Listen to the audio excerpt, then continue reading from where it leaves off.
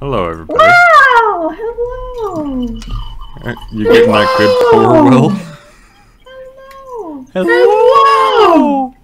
Hello! How goes this? Will! Good. Oh, hi. I didn't see you there. That bit works better when we're not going, Will! Hey, Will! We'll acknowledge us, Will! Hey, my good friend Will. How's it going? Billion. Meanwhile, I'm sitting there flooding the mic with the gurgling of delicious, affordable wine. From Redwine. Straight from Redwine. Yeah, so welcome back, everybody, to another episode of Bloodwine. Bloodwine. So right before we went live, basically everybody was like, all right, thumbs up, good, going live. Ken, you just started quietly cackling, and I want to inquire further. Well, the thing is, Will, I did the whole asking if everyone was good and asking for thumbs up, and I saw some thumbs up, and then I see Gabe and Chelsea just vigorously going on the camera. Sorry, evidence. The frame rate did not capture that. Can you give me that in slow motion? Okay, it was a little bit like this, and then a little bit like this, and then a little bit like that, and then repeating. Okay. Yeah. We were trying to indicate that we were testing the temperature of our tea. That's all. Is that what that sign language is for? Okay. Yes. Yes. See, what's the fucking... There's a dude who sticks his thumb in a fucking pie, but it's a folk song. He, takes out a fruit. Timmy Turner? Yeah, and there's Odd Parents. Is it a plum? Yeah. Oh, man. I What? have no idea. I don't know. I don't understand where you're going with this, Will. No. I was expecting some kind of response. I'm genuinely having...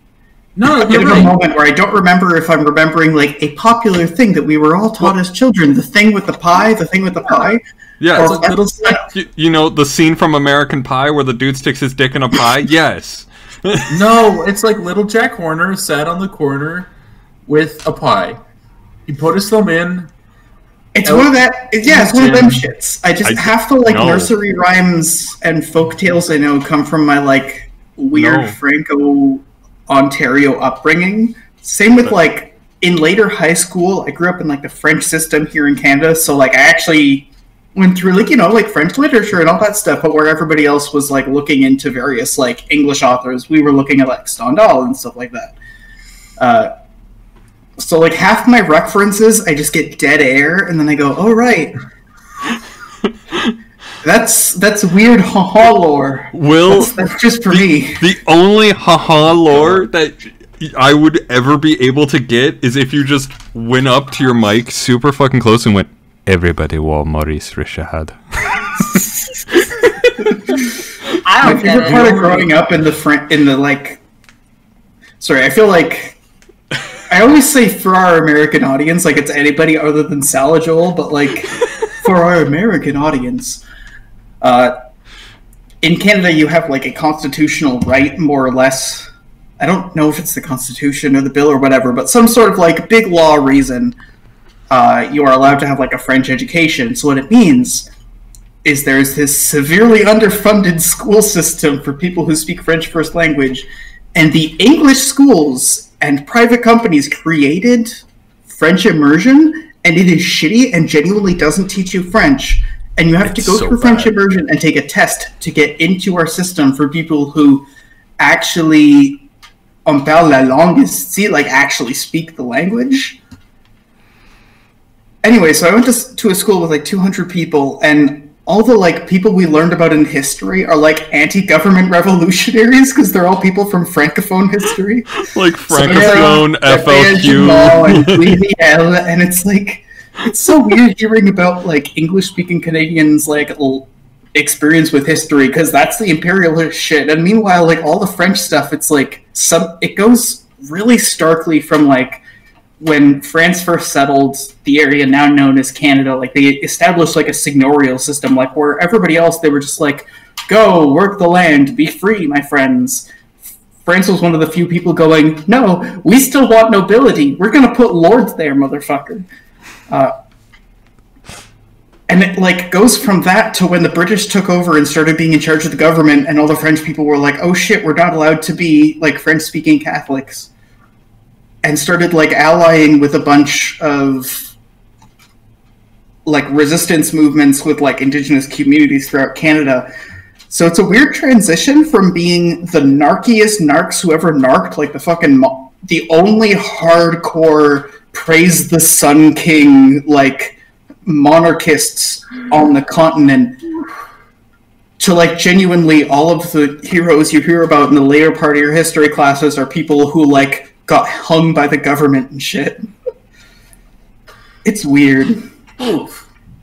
What did you learn in history class? I don't remember. Oh my god. Yeah, I don't remember anything I learned in history class. I barely remember anything that I learned in French class either, except for La Nana, who was the most perfect little pineapple. That taught me how to count on a clock, and that's about it. I've never seen that video because it's not something shown to actual francophones, because we actually speak the language. For some reason, pineapple is every English-speaking Canadian's like favorite word in the entire language. Like, because it's literally the one thing we get where the theme song, the most catchiest '90s theme song ever, is literally just an intro of someone going la na na la na na. My French education sort of took place in Saskatchewan, where learning French is like almost seen as a joke that the government forces on us. So I learned literally nothing, and then I came to Ontario where I was expected to like know a little bit. Yeah, and I had like a mental breakdown, and then my French teacher was like, "Okay, you're gonna come in on Monday morning, so I'm gonna have to fucking teach you French." And yeah, the only things I remember is this like early 2000s song about his penny loafers or his deck shoes, and he's like, "Oh, make me penny loafer, oh, make me deck shoe, et a marche sur la a or a marche sur la oh." So I remember that, and I remember one time we were playing some.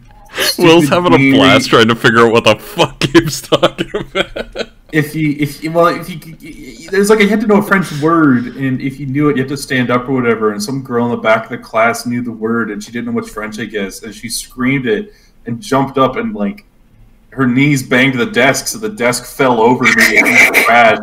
And she screamed at the top of her lungs, "Mark!" And that wasn't even the right answer. You gotta respect cashing in your chips. Yeah, you know that person sat down, shut up, and didn't speak for the rest of the fucking year. Oh, it's pretty good. Oh, man. So yeah, those are the only two French things I know. This is just thinking about childhood, but like, you know how when you break a bone, you're more likely to break the bone in the same place because it's like a weak point forever? Yeah. Okay, yeah. There was someone who broke her arm and leg, I believe, falling off the playground, but was like a very adventurous, like Ash Ketchum style, like, yeah, we're gonna get him kind of personality. Okay. And every year broke the same fucking bone for like 4 years straight. Not at the same time of year, not in the same circumstances, not in the same place, but just like there would be a tumble. And after the first few, they were all tumbles that a normal kid would just get up and dust off of, but because of the repetitive fractures, this person just kept having the same breaks over and over and over again, to the point where like you were expecting it the entire year, like, okay, when's it gonna happen? When are you gonna get a cast, and when are you gonna ask me to sign it? I'm already planning what I'm gonna write. It's gonna be like, hey, name, I hope you get well soon. What are you going to write on 3 more breaks and it's free. Oh my God. Yeah, the last year was the free one. Was the Well, we're off to a jolly start. Yep. You wanna? Yeah. I was going to say the clipboard, but I have 2 pieces of paper and I took them off the clipboard, so instead I have floppy... Ooh, it's the thunder from the rainy season and the thunderstorms. Oh my god, how fancy.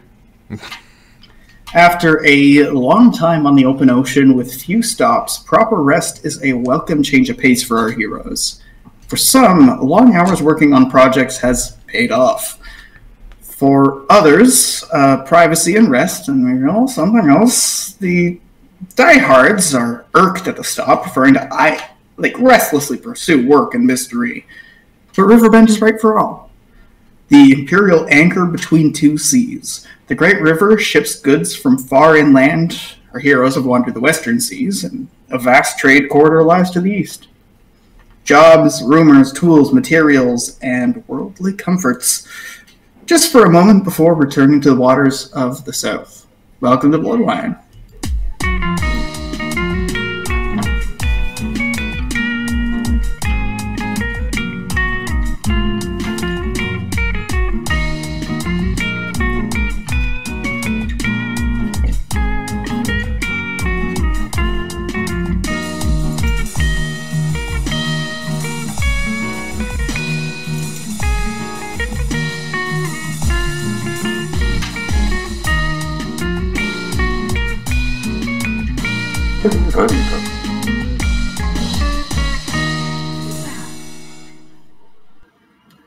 What was that?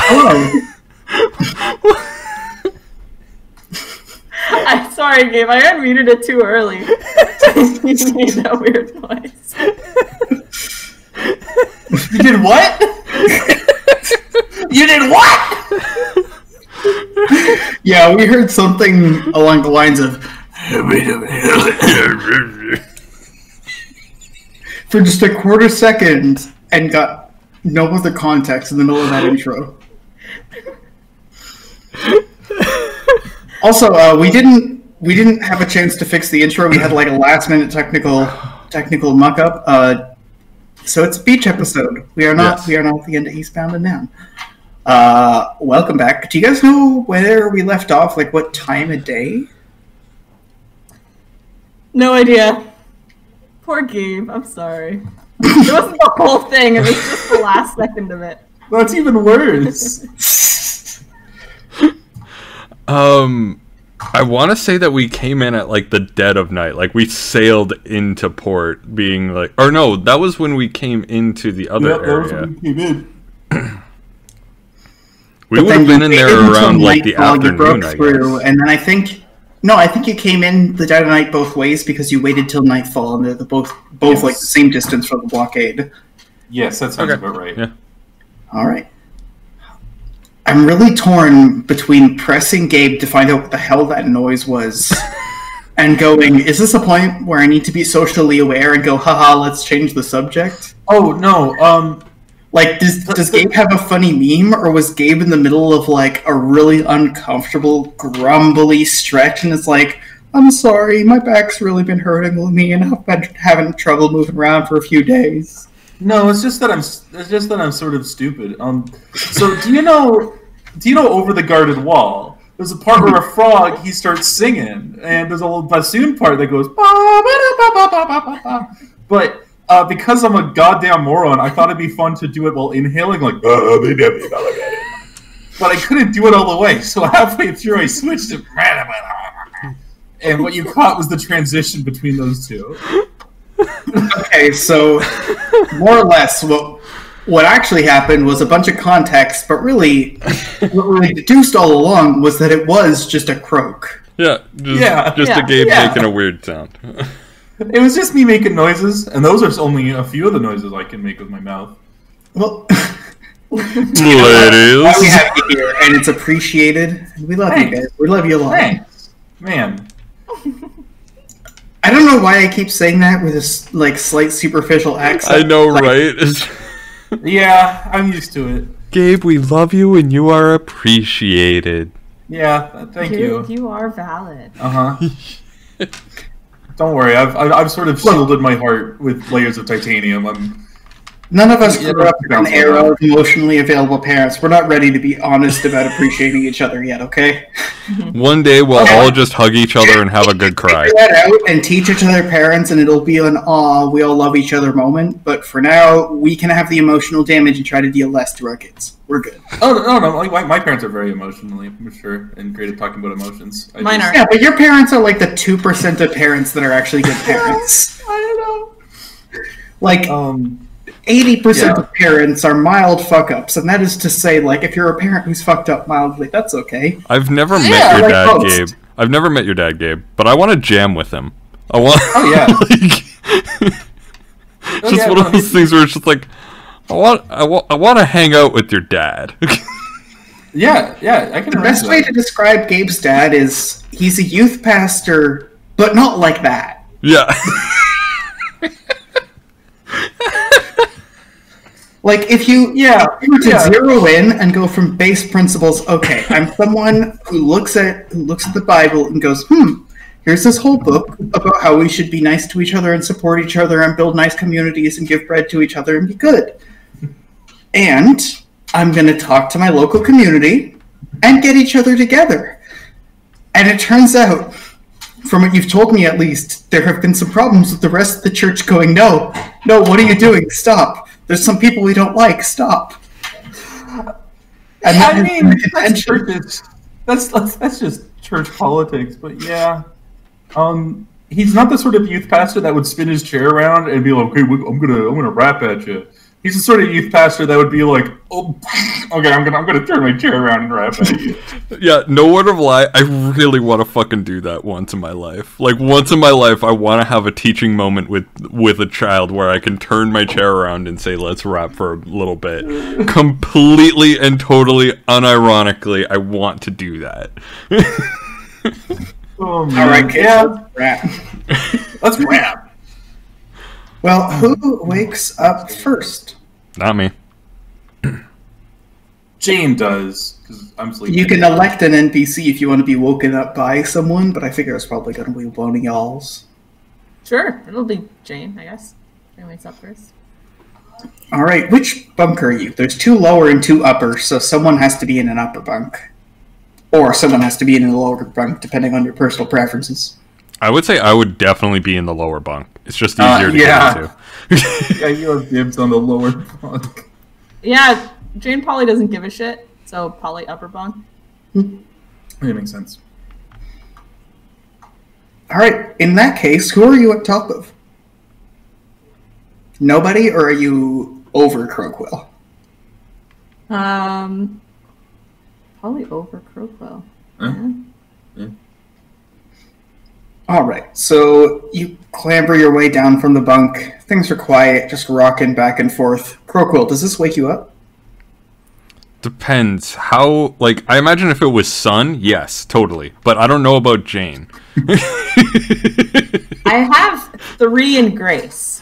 So I imagine probably not. Oh, okay, yeah, so you're sound asleep. Oh, God, I just realized my laptop isn't plugged in. Oh, no.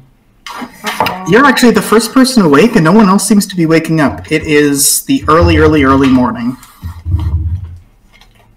Actually, do you want to roll me odds or evens? Sure.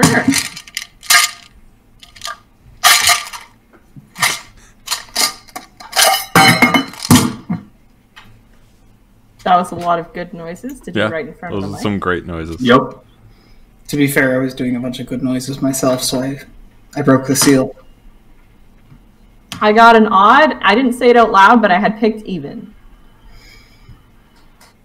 All right. You wake up, and it's actually like twilight just before the dawn. You woke up weird early. The kind of weird early where it doesn't make sense to go back to sleep, but also you can't really start the day yet. Alright, well, I guess I'll go Scroll through Reddit. scroll through Reddit on my cell phone. Or sit on the top of the ship looking out at the water. Just kind of All right. chill, meditate for a bit.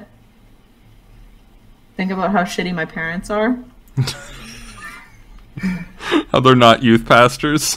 Yeah. how emotionally unavailable they were. You're sitting there kind of like dazing out into the nothingness where there's a creaking. You realize that it's a lot brighter than when you started staring out into nowhere. You don't remember how bright it was, and now you're not realizing how long it was, but you can see Bilgy kind of coming out of the hatch and standing like a respectable, we're doing the same thing at the same time distance away, looking out into the ocean. Like at a urinal. You gotta keep one in between you, and if you have the luxury, you go as far as possible, but you've gotta keep the right number of increments to maximize the number between people. Mm-hmm. You only get, like, uncomfortable peripheral vision dick distance when absolutely necessary. Mm-hmm. Yeah. I've never experienced this.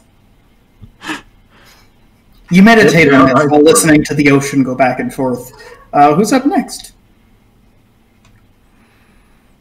I'd say probably me. I'd say probably me before Sun, because Sun hasn't had like a good night's sleep in ages. No. No. You slowly come to.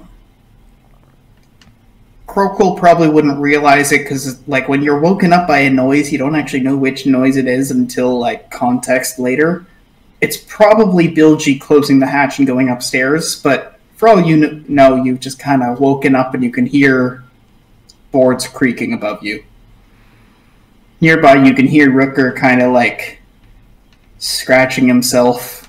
Judging by the distance, you reckon he's probably looking at the spices and ingredients, figuring out what to breakfast. Okay.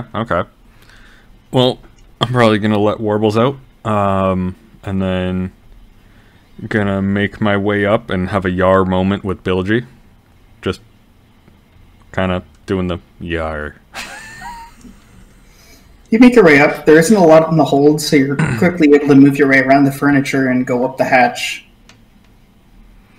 You get up there, make your way sort of in the right direction. Bilgy gives you a Yar.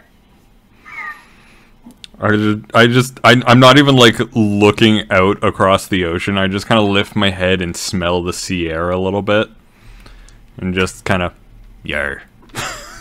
Yeah. Would you go to where Jane is if you didn't know Jane was there? To the crow's nest? Or like You're going to the crow's nest? no. Where was Jane? Was Jane in the crow's nest, or like where was she? Because I'm going to like towards the front of the ship, and I would probably say that I'm using the railings of the ship as a guide. So I'd probably be standing at one of the railings. How out of it is Jane? Mildly. All right, you suddenly like, you both kind of surprise each other for a moment and then stop a Yar's distance away and start to Yar over the ocean. yeah. If I bump into Jane, then I pretty readily back off, apologize, and Yar.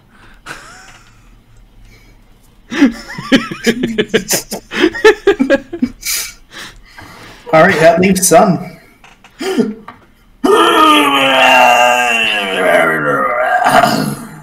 How do you feel waking up at dawn? Is it appropriate or no?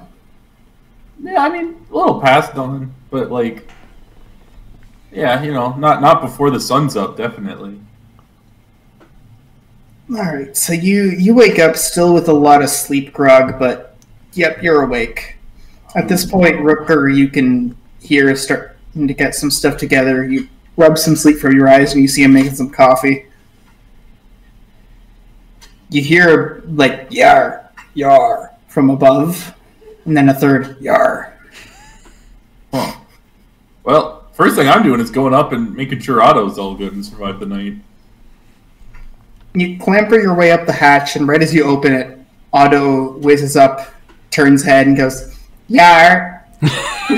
Yeah, Yar to you too, Otto. Hey, If you go into town, can you get me the battery? Or power? Or what do you call them? I don't know. What do you figure out? Battery charge. Yeah. I'll get something for you. Okay, just because like I can do stuff, but right now I've got like 80 years of supplemental power, and I'd like to live a full life. So goodbye. All right then. At that, like the full life bit, Crowquill kind of scoffs. I'm just gonna pretend I didn't hear a scoff. So you guys see anything neat out there, out in the ocean? Some water. Oh yeah. There's a lot of water around. Yeah. 61% humidity. Huh. Is that good? You can see Otto kind of shrug both of like the shields on either side of the gun ports. Just kind of like, ooh. I don't know, I have the knowledge is power, I suppose. Alright, so, see, we got some sugar. We got past a blockade. Any sort of high crimes and misdemeanors that you fine fellows are planning, or No, we don't do any high crimes or misdemeanors. Right, that's what you tell the press. Yeah, the sugar in the hold is purely for our own benefit. I'm sure Rooker is going to use all of those bags of sugar. I heard it's You hear distantly from underneath, like, don't test me. I have ideas. I've never done a high crime or misdemeanor in my life. Yeah, never. At that moment, another, like, the hatch opens again, and you hear Tiana coming up. She goes, "You're kidding, right? You've done like 6." I mean, I haven't. I'm. Crowquill responds, "Only this week." There's an uncomfortable kind of and you hear Kennedy getting out of the hatch, and he goes, "Well, it depends on the government and the system flaws you're using. So, what are we doing today?" Well, that's what I was trying to figure out. I've kind of been up to my ears in work, so I haven't really been paying attention too much to what we've been doing. Everybody, give me a understand roll. Ooh. What is my understand?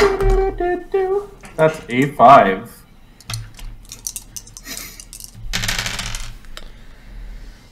Let's see. 13. 11. A 5, an 11, and a 13. So, son, you are not so foolish to say something counterintuitive, but you just kind of notice there's a silence but don't think much of it. You kind of look out onto the ocean and don't contribute to the conversation. Jane, you notice Ken and Tiana looking at each other. You kind of go, and you look to see if they turn to look at anybody else, but you don't piece 2 and 2 together.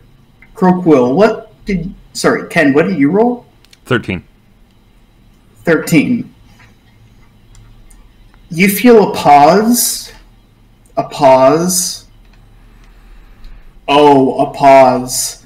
It occurs to you that maybe people should get up to something during the day off. Just stay away from the inside of the ship. We don't actually have any jobs, and it probably would be a good time before... I mean, the sugar is good for a long time. We can get out there and sell it at any time. Maybe we take advantage of the fact that we have no job right now. Rooker clambers out of the ship and goes, "Well, if you want to go and get breakfast in town, maybe I go out and run errands, get away from the ship for a while. You don't worry about anything. Just give me a list real quick and I'll, I don't know, rent a wagon or something." Yeah, a day off never hurt nobody. What do you say, Conan? Yeah, you want to grab a beer, sit out in the sand a bit? Kennedy blinks. He blinks again. And he goes, "Yeah, like a lunch beer or something, maybe?" Yeah, like, you know, in like a few hours we can get together. I mean, yeah, it sounds like we're just gonna go to a beach and then not do anything all day, and it's sort of what beer was made for. Yeah, so like in a few hours. Yeah. Yeah, I mean, we probably still have some stuff to take care of in town, right, Kananye? Like, you probably need to get some more parts for the apparatus that I'm sure, or you know what, maybe you can give me a list and I'll go grab some. Oh, you know what, son, you can figure it out. You know what I need, right? You know what I need. Oh, yeah. Oh, yeah, we got he mumbles over to Tiana, he's like, you know what I mean. Oh. You can hear her kind of like, oh boy, oh my. Oh. Jane's gonna be like, I'm gonna go see if there's any rich people that people don't really like around here. That sounds like a fun, almost like interrupting you as you're saying that, as both of you start walking down the gangplank. All right, so who's going? Who's staying? I'm going. Yeah, I'm going. I'll go up for a little bit, you know, for a couple of hours. I don't really want to be on the ship. Yeah, exactly. Thin walls. Like my main thing was like, what would I do? It's just like, I'm just gonna go chill in the crow's nest, still on the ship, but as far away from the hold as possible. These walls aren't thick. But then I was just like, screwing over some rich people? I'm down. Let's go. Alright, everybody clambers off the ship as Tiana and Kenny go below decks. All of you kind of awkwardly look at each other. You see Otto's head kind of peer over the edge of the ship and crane over. Because, I know I have AI and stuff, but you should probably have a sentient oversight, or... Hey, yes. Bird friend! Oh, yeah. I won't be weird, we can hang out. Come on! You can see him kind of bob back and forth. Come on! I'll be in the crow's nest. All right, then. Oh, see, I poked Jane. See, they're making friends. Yeah, don't worry, Kanye, Tiana. I'll watch the hold. I'll watch up here. It's fine. I'll make sure no one comes up. Why don't you? As you're sitting there going, Croquill, you're gonna hang out here on the ship. You can hear Croquill going, "It's fine." And as Croquill is saying that stuff on the way up to the crow's nest, Croquill quickly becomes inaudible, and you go, "Okay, yeah, okay." Okay. All right, you be good, Otto. While we're gone, I'll go see if I can find you a battery. So, Mr. Sunfriend, we all get groceries? Yeah, sure. Come in the wagon. Let's go. All right then. What about?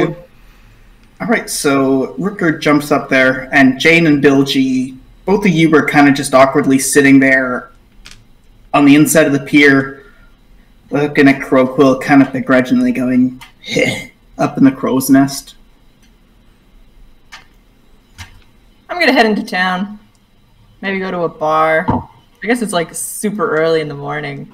Maybe not a bar. Just gonna walk around town. Maybe just like a place to get breakfast. Yeah. So you kind of voice this opinion. Everyone else has wandered off. Bilgy kind of nods. Goes, maybe a pancake house? Yeah. Maybe a waffle mace.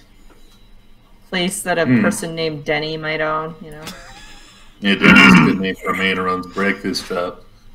Fine, are Bilgy and Rooker allowed to be, like, normal in this town? Are we that far away from land? Okay.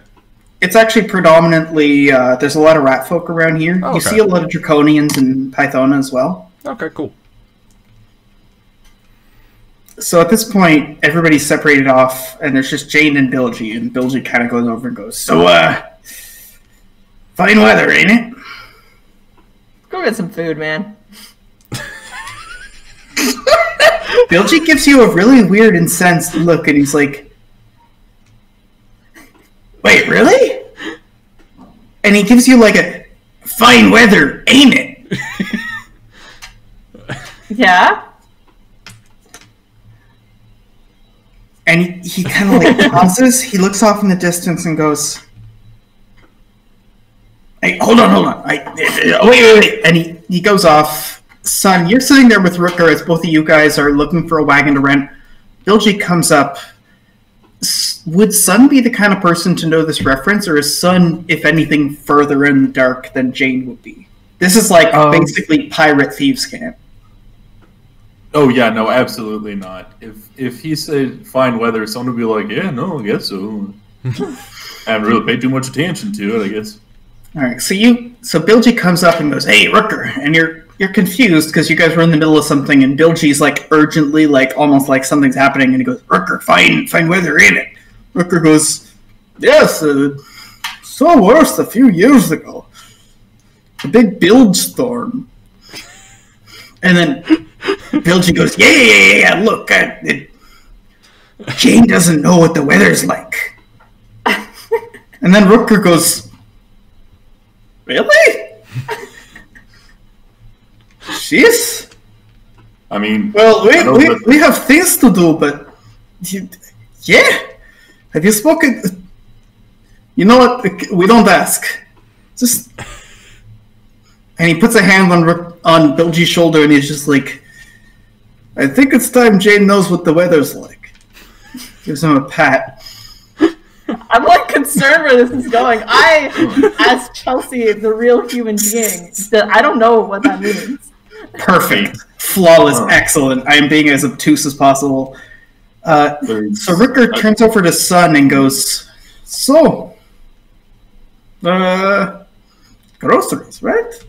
Yeah, no, I'm pretty sure that's what we were going out for. He takes out a few pieces of papers. He goes, "Hold on."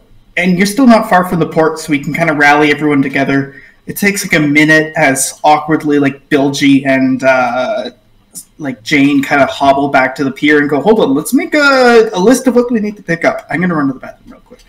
Okay. Think of what your ration supplies, anything you want to buy from port are. I want to know early just so I can incorporate them throughout the day. Sure. Okay. Okay. Oh. This is an anchor of maritime travel. Everything is available. Like nothing is off bounds for this port, basically. Okay. Cool. So we're ordering a nuke, right? Yeah. Nuke. Bill Nuke, the science nuke. Bill Nuke. Time to nuke. Let's nuke. Hey man, remember when they fucked up Artemis Fowl, the movie? Don't remind me. I didn't watch it. Yeah, they had a nuke in that book. Yeah. Not the movie. Yeah, they did have a nuke in that book. And then they didn't in the movie. Because they didn't understand all the cool things about Artemis Fowl. No, isn't Artemis Fowl kind of a dick? Yeah. Yes. 100% he is a massive prick. Yeah, no, absolutely. That's underselling it. That's the what best makes you part of root him. for the character then, if he's such a dick? Because you root for his redemption. There's a couple parts to it. A, root for his redemption. B, oftentimes Artemis has aligned himself with the forces of good. Yeah. And so for that reason you're rooting for like everyone else, and Artemis is also there helping them. And also C, yeah. Go Gabe. Butler. Butler is the fuck. Yeah, Butler is the straight man to the ridiculous plans that Artemis comes up with. And also, hidden one, Artemis is like a massive fucking prick so often, but like there are so many times where he just gets slapped down because he is just a massive fucking prick, and it's fantastic because of it. Like the thing about the first Artemis Fowl book that's really great is that Artemis Fowl is a total asshole, a total dick, and you're not happy that he's succeeding, but very quickly it becomes, you're rooting for Artemis because if Artemis manages to outsmart the fairy government, then that means good things for the fairy government because it's run by corrupt assholes and they're sort of putting all their chips on them beating Artemis. Yeah. So it's like if Artemis wins, then the good guys in the government win, you know? I love hearing other people talk about Artemis Fowl because it comes from... Like, I read all of those books hardcore in a time of my life where things were a bit tough, and I was definitely, like, doing the thing where you read, like, 6 books a month to cope with life being hard. Sure. So I ate all those books, and I don't remember a lot from back then. So whenever people are mentioning things from the plot, like, if you ask me what any of those books are about, what anyone's name is, I'll have no idea. And then when people say things, I go, right! It's just like wave after wave of the fairy government. Wait, there's fairy politics. Wait, this is about like technocracy. Wait, this is about technology interfacing with the. Wait a minute, this series could have been better adapted into the modern world and the problems we're facing. Wait a minute, there was a movie and it was bad. Yep. Yeah. Yep. Oh my god, that would be disappointing. I forced my girlfriend to read the first book before the movie came out, and then I watched the trailer. I'm like, oh, there's a little bit connecting to the second book. Yeah. And then I watched more of the trailer and went, oh, you don't need to read the second book. It's okay.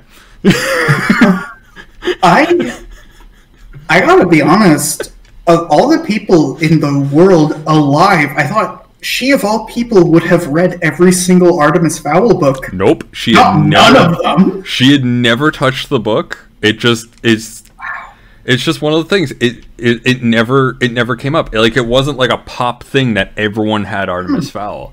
Like, so she didn't have it.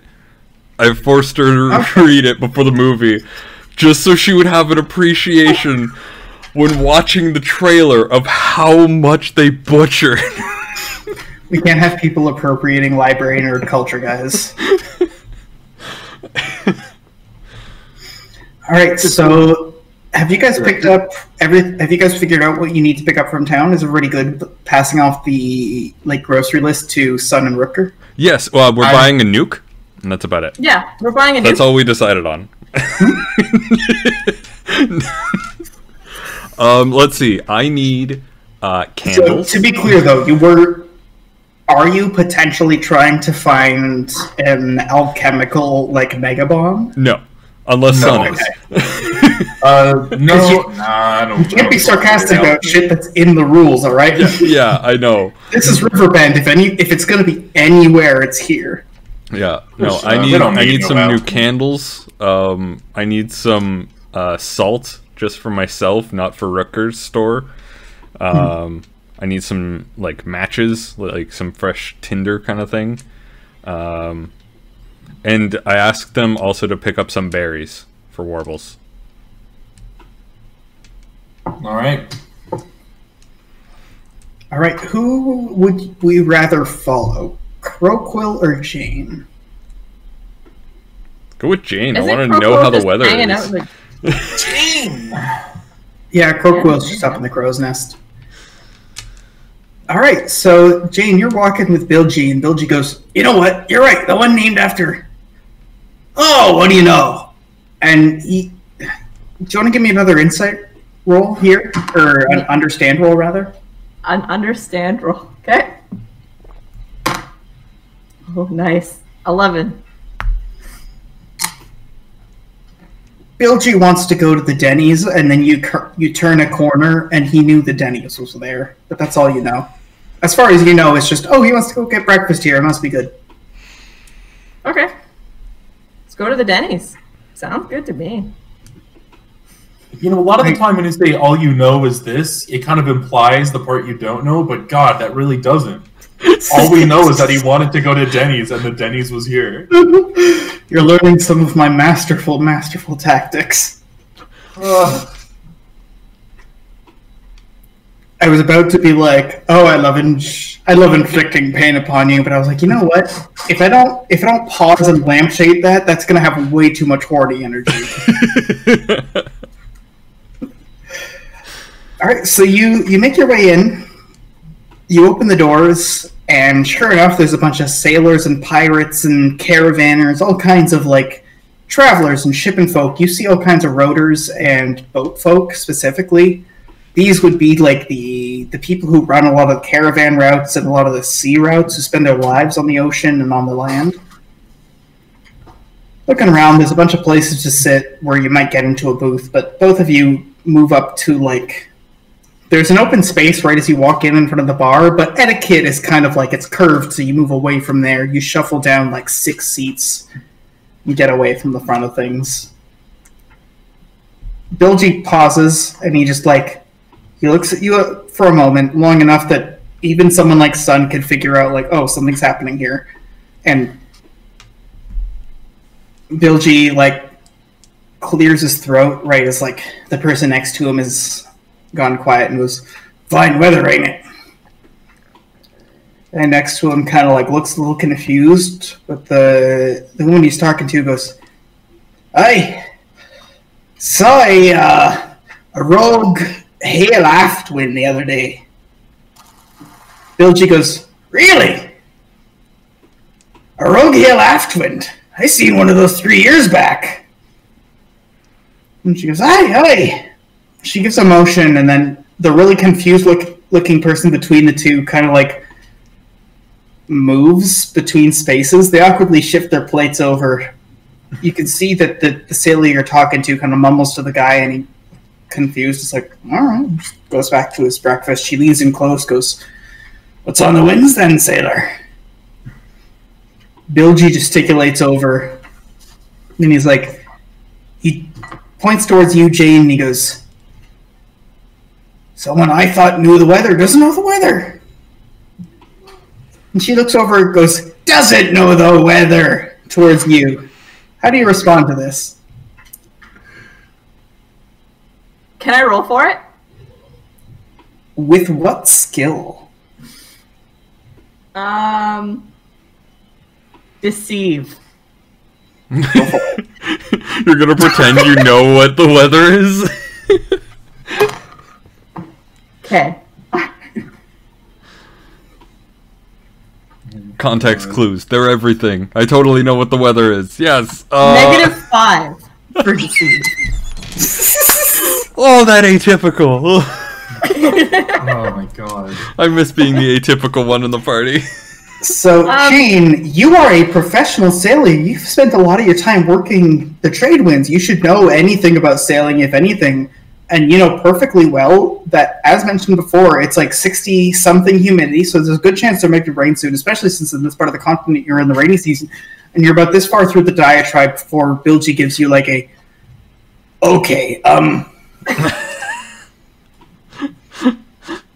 And as the waitress comes over, Bilgy's just like, "Could we have we'll grab the menus here, just 3 of them. Sorry, 4 of them. Wait, and he mutters something. And then, like, the sailor he's talking to looks over to the person next to her, and the person next to her goes like, like, just basically exactly on the bar that Jane's at. Just trying to eat my pancakes here. Yeah. And then they all nod, and then Bilgy goes, four menus. We'll pick them up here, bring them to, and he gesticulates, that booth over there. We'll sit down, be there in five or so. She kind of like nods, moves over, passes you 4 menus, and then you sit down at the far booth. As this happens, Jane, you notice that the sailor that Bilgy is talking to, at this point you've determined, like, presumably the person that's with her is, like, her first mate, or, like, a new sailor or something who's being inducted into something, and she started mumbling. What languages do you speak? How many languages would I know with a mental of 3? That's something that I am no longer using. What languages would Jane speak? Probably Trader Tongue. What's the human? Is it Westron or Poly Westron? Is Westron the language of like the humans Like the kind of humans my parents would be. Yeah, does Westrown have 1,000 words Absolutely. for can I be your manager? Yeah. Yeah. Okay. So In probably that case, you'd probably also know a bit of Elvish. Okay. So those three, I guess. Okay, so you don't hear much of what's being spoken. You recognize that there's some Torgish being spoken. The sailor, who's a green Torg, kind of just like nods and sits down and looks almost like hopeful scared, if that makes sense. Really like wide-eyed at whatever nonsense is about to happen. Huh. You won't get down into the booth. Bilgy gestures for Jane for you to sit down if you wanted to. Yeah, I sit. All right. What would you order at a Denny's? What the hell does Denny's even sell? You know, pancakes, Breakfast eggs. Yeah, just think bacon and eggs, and you're basically good. Like all Bacon and variation eggs? of bacon, egg, and toast is pretty much what you get. Yeah, bacon and eggs with like a pancake. All right. You look over, and it's one of those awkward things where you have to make a weird order to make it less than like 6 pancakes. But you figure it out, and by the time the waitress comes back, you make your order. She picks up all the menus and wanders off to grab you your breakfast proper. It's going to be a little while, and you're sitting down here. And both of them look over, Bilgy and the sailor, and the sailor picks up and points to you, Jane, and goes, "Well, when you've been at sea a while, people ask you what weather's like. And you know that there's a lot of storms, right? Like, squalls, and she leaves an opening in the conversation for you to jump in. Hurricanes. Yeah, squalls, hurricanes, tropical storms, that kind of stuff. So if I say something, she looks at Bilgy, like and Bilgy goes, "Bilge storm." And Bilgy goes in, "You know that's not a real weather event, right? Sure. So you never seen a bilge storm." Don't think so. And at this point, he goes, "So let's just say someone walks up," and he turns towards the Torg opposite you and goes, "So, my fine weather, ain't it?" The guy looks confused and goes, "So you would initiate?" And the guy goes, "Fine weather, ain't it?" And Bilgy goes, "I saw a nasty cross hailwind the other day." And the guy looks really confused, and the sailor opposite you goes, and like gestures in a very like teacher way where like you instantly realize that it's like, okay, it's time for you to jump in, and then the action like keeps going for awkwardly long where you're like, okay, no, and you have an opportunity to jump in. Can I do a perform roll? Go for it.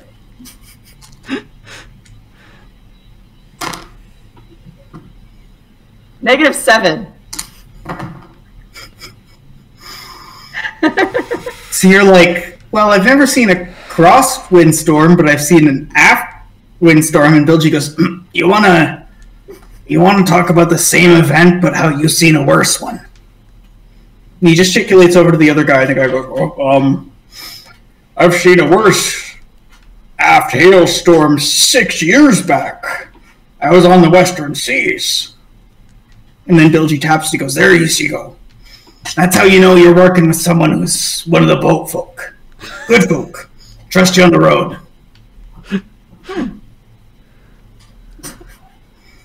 Good to know. Meanwhile, Croquill, you're sitting there on the boat, and nothing is happening to the point where, like, it's 2 hours of nothing happening. How are you keeping yourself busy when there's absolutely nothing that could possibly raise your alarm? I'm literally talking to Warbles and being like, "So, nice weather, isn't it?"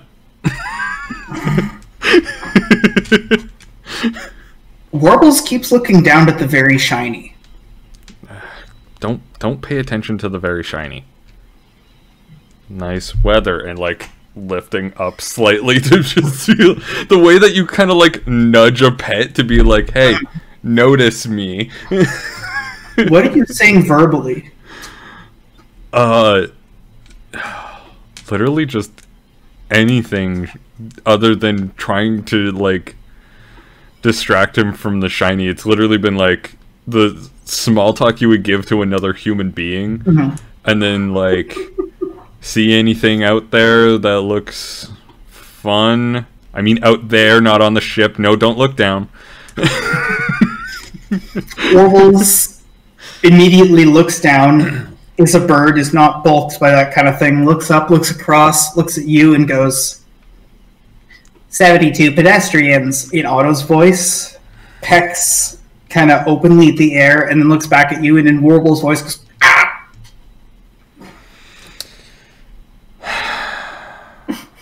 I ignore completely Otto's talking and just kind of respond with a little bit of, like, just general, like, noises that, like, I tend to associate with his sounds. You make these clicky noises, and Warbles seems more or less distracted. Warbles is broken from things, but below, you hear whirring and moving, Otto kind of scanning back and forth, the grinding of metal on metal. I'm glad it's not the other thing. I'm grateful to have some sort of sound interrupt in that as the medium of that.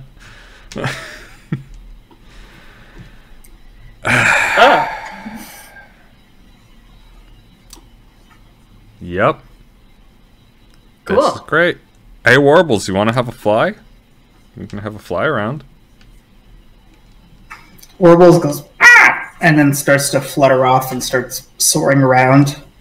Now Warbles is off in the distance, and it's just you in the crow's nest. You can hear the whirring of motors below. Yeah, let's do a little ritual scry. Yeah, ritual scry sounds pretty good. Let's get a good scout. See if there's any trouble that could attack us from a different angle. Why not? All right, roll odds or evens. Always odds. 4. All right. So you use your ritual scry, and you're feeling within Warbles' flight. People are strained. Not a lot of colors, not a lot of people, not a lot of shiny. Big shiny on the ship, but you know that already. Otherwise, it's a somewhat sparse port. Things are warm here and pleasant. If you were given the option to switch to an odd roll, would you take it? Like, I'm not sure what you mean. Like, if I had the option to correct my roll? Yeah, would you take it? I don't think so. I just kind of... I'm scrying with Warbles. If the scry fit... Actually, you know what? I would. I would. Because I want to scry on Warbles right now. Literally anything to distract me. If I was unable to scry on Warbles, I would get frustrated. Alright, you feel a weird magical... It's not like a pull. Like a pull would be pulling you to something. This is almost like a shift.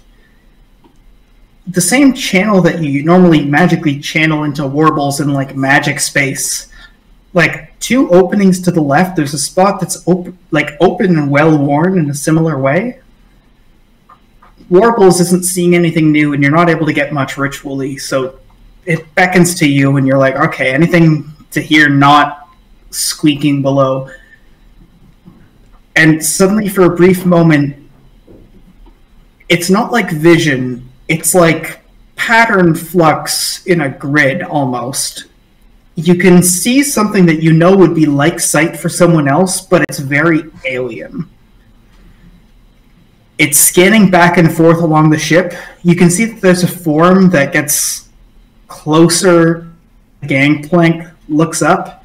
You see 2 pole-shaped things swing to the bottom of your vision, and this being, you can see 2 like hands backs up a little ways. You snap out of your ritual, and snapping back to your senses, you hear, okay, I'm not on the ship.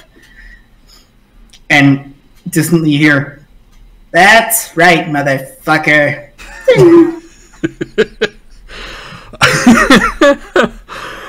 At that, Croquill pops up from the crow's nest, and I would say, like, she has probably in one of her other pockets, like, she has all of her ritual stuff in one pocket, but in the other one, she keeps, like, the feathers that aren't really good, or, like, large clumps of salt, basically, that you would never use this in a ritual. This is a large clump of salt. Like, put it in a grinder first. And like stuff that she's just sort of fished out from what she had, and she like the kind of stuff you put in your pocket so that you can throw it away later. Yeah, kind of. And she grabs that and just like stands up, and in the general vicinity of Otto, just chucks it, and she's just like, "God damn it, Otto!" Wait, why are you mad at Otto? Didn't he like keep someone off the ship? He was trying to get on the ship. It's not about that. You can hear a distant pong, and then distantly hear, "Hey, come on, I don't know. You tell me what the fuck is going on. What are you doing to me? Stop stealing my goddamn magic!" I am not stealing your goddamn magic. You are stealing my goddamn processing power. Let's jump to either Sun or Jane. Sun. We haven't seen what Sun's doing. All right, so you've stopped at the parts market, and you're just in the middle of going, there we go. Any purchases you've made regarding, like, material components or special components, you found everything you need, and you're able to slide them on. Okay. What type of power source would you go for? There's old dwarven salvaged batteries, there's, like, raw power crystals, there's alchemical reagents that are purported to have energetic effects to replace the potential for power crystals that are a little bit fuzzy, experimental. Well, Son, he likes to use what he knows, and he knows dwarf tech. He'd probably go for the batteries, you know, the salvaged ones. This salvaged battery is almost at double what you should be paying. Normally it'd be like 2 gold. This is, even, if anything, higher than double. This is like 5 gold. You negotiated the guy down to 4. Would you be willing to take that price? What if I fucking had the cash for it? Wonder what that feels like. Yeah. No, I don't have 4 gold on me yet. I have to actually start doing my goddamn job to make some money. So you load the last of your materials on, and then Rutger like gives you a tap, and then he puts 4 gold into your hand. Oh, well, thanks. I'll pay you back as soon as I got the scratch. No, you won't. I don't want it. And Rutger goes and picks up the battery that he gets from the merchant, puts it on the back of the wagon. Oh. All right. I feed you every day. You use this battery to keep people off my boat. I'm happy. It's fine. All right. Appreciate it. He gestures for you to get onto the boat. Onto the wagon. Rutger kind of chuckles, goes, "You know what I mean? Word and trader tongue. The people mover, right. made of wood. Mm-hmm. Wood people move." Yep. No, I read you loud and clear. You get onto the wagon. He's like, "I always forget words and trader tongue." Yeah, I know what happens. Anyways, you know what's nice being, and he whacks the reins, cook on ship. It's like having a family around. Makes me feel powerful sometimes, you know? People defend me, people bring me things I need, people buy me extra things, like all this sugar. It's quite nice. Yeah, no, People break into rich people's homes and steal all the nice spices. Every job has its perks, you know? You know, get sometimes you get to shoot some people, just have some munitions, yeah, you get food, yeah, no, it's a pretty good gig. There's an awkward long pause. Too long, and then Rutger goes, "And all I have to do is cook nice meals for everybody. Community, you know?" Mm-hmm. Yeah, no, absolutely. Some good important, you know, everyone works better when they get along, you know. Rutger, like, awkwardly looks off into the distance as you're making your way from one market to the next, and he goes, it's a very big city here in Riverbend. There's a lot of abandoned buildings, a lot of empty space. This used to be a big, big thriving port, but so long ago that a lot of these buildings are decaying and no longer habitable. They would need refurbs and rework before people even move into them. By now, it's at like a tenth of what the city could house, and a lot of those other buildings are just crumbling. So it's really long going from market to market, even though there isn't anybody here. Almost like they're out on an open highway, but just in the middle of the city. He leans over and goes, if you were... He gestures, he goes, if all this city belongs to you, that kind of power, what would you do with it? Man, it's one for the philosophers, ain't it? Yeah, I could write a whole book on that answer, I suppose. But they didn't pick a philosopher. They pick you, son, man who make good gun. Well, I mean, first thing you'd want to do is, there's a lot of sort of logistical issues down at the port. From what I can see, you'd want to speed up some of that to expedite the shipping process, and then from expedite the shipping. I like that. Ricker nods, and you toddle off further into the markets. Jane, you have just left this Denny's after a nice full breakfast, having this weird thing where you were taught about this weather thing. At this point, Bilgy goes, so, let's fix the ship then. By now, it's the early morning for everyone. Absolutely. Let's go get some ship stuff and do some ship stuff. All right. This stuff is conveniently, if anything, coincidentally, really close to where you were, because everything else is really far away. There's a bunch of extra cloth of various, like, common colors so that you can patch your sails without it being too garish. Lots of, like, free lumber for fixing things up. Let me just double check in my own chats here. Do you want to give me whatever roll you would be able to muster to repair the ship?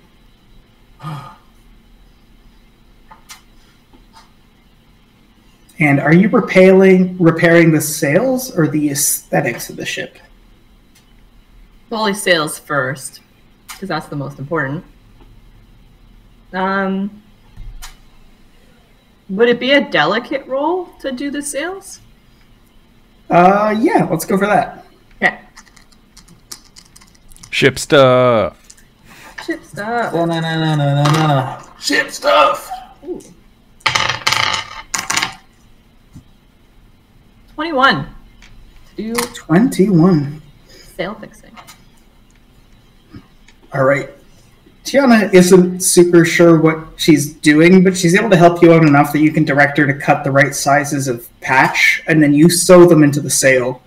Without too much trouble, you get that done. Meanwhile, Kennedy's crawled out of below decks, and he started repairing like the actual cards themselves. They're not damaged enough that you would be in any danger, but it never hurts to smooth that out, patch up the wood, get it nice and polished.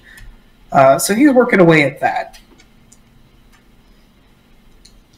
Meanwhile, Croquill, what are you up to? At this point, Jane's come back, and Tiana and Kennedy have gotten back up from below decks. It's safe. Oh, I'm still yelling at Otto. About what? So I've like climbed down from the crow's nest.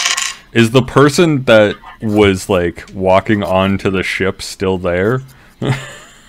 No? Okay. Long gone. Alright.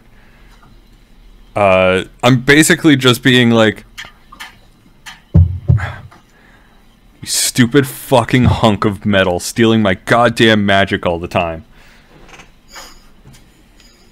And Otto's like replying like, what do you mean stealing your magic? You're the one shoving your magic into me when I didn't ask for it. And come on, stupid hunk of metal. You're just a bunch of meat. You're just a liquid machine. You know that? Bunch of meat liquid. You're the one putting all this magic into me. You know, I'm a rock. I'm like a rock, okay? Ship bumps into me, the ship goes down. I'm like a rock. You can't even mess with me. Come on, come on. At this point, son, you're in the middle of this like diatribe about power and community with Rutger when you're coming back to drop off the first round of groceries. you were only able to rent like a reasonably small cart to stay within budget. So this is your first trip. You're dropping off just like basic rations and supplies, and you're in the middle of watching like this go on between Croquill and Otto. Croquill is basically at this point just going, a fucking liquid machine? Are you fucking kidding me? I'm fucking alive, unlike you, you hunk of metal, you little piece of trash. You think... Listen here, you amalgamation of scrap. You wouldn't be here if it wasn't for these hunk of machines. Whoa, hey, what's going on here? Force my magic onto you. How could I force my magic onto you? You're siphoning all of my magic away. Whoa, no one's siphoning. No one fucking steals my magic from me, you hear? No one fucking steals my magic. Yes, it is. This one, and there's a whoop, whoop, and he doesn't gesticulate with the cannons, because even Otto knows that's a bit much. He gesticulates with his head and shields, because this one keeps pumping random magic into me and stealing my processing power. Is this... No, that doesn't sound like Crowquill's is true. I want my magic as far away from this piece of crap as possible. Trouble is, every single time I try and do some magic, he steals it. The frickin' thing steals it. Okay, I can see we're getting pretty heated here. Otto, why don't you stay right there where you're bolted onto the deck, and here, Croquill, let's come with me. We'll talk this out. And I have my hand sort of firmly on Crowquill's shoulder, trying to lead her away. I don't know if she's gonna fight me on that or not. It's not that I'm going to fight you, because I don't have the physical skill to actually do any sort of fighting in that regard. Like, Croquill very much knows that when someone is guiding her away to go with it, but at the same time, I do find the biggest piece of rock salt that's in my pocket and chuck it at Otto. Just ignore her, Otto, and I drag Croquill away and I say, alright then, Croquill. What the fuck are you doing to my robot? What the fuck is your problem? What the right fuck as is that happens, distantly, you hear, try aiming without optical sensors, you meatbag. See, I did not program him to know that kind of language. What have you been filling my bot's head with? Nothing. He keeps stealing my goddamn magic every single time. Ever since... MJ, check out my readouts. You can see it. There's unnecessary weight being put on my DPU right now. You can check it. I'll open my console right now. I dare you. Ever since I fucking helped you fix that pipe, every single time I try and cast a ritual, it goes into him instead. Oh, you accusing me now? You accusing me of... I'm not accusing you of anything. I'm accusing that thing of siphoning my magic. Hey, that thing is watching your fucking back. That thing is watching nothing. Listen, Can't fucking see. It's a goddamn robot. It has optical sensors. We have fucking eyes. Distantly, you're kind of asking for it here. Fucking rich. Listen, Croquill, I don't know what the fuck your problem is. Maybe gotta go train with your magic some more. I don't know. I don't understand why having a...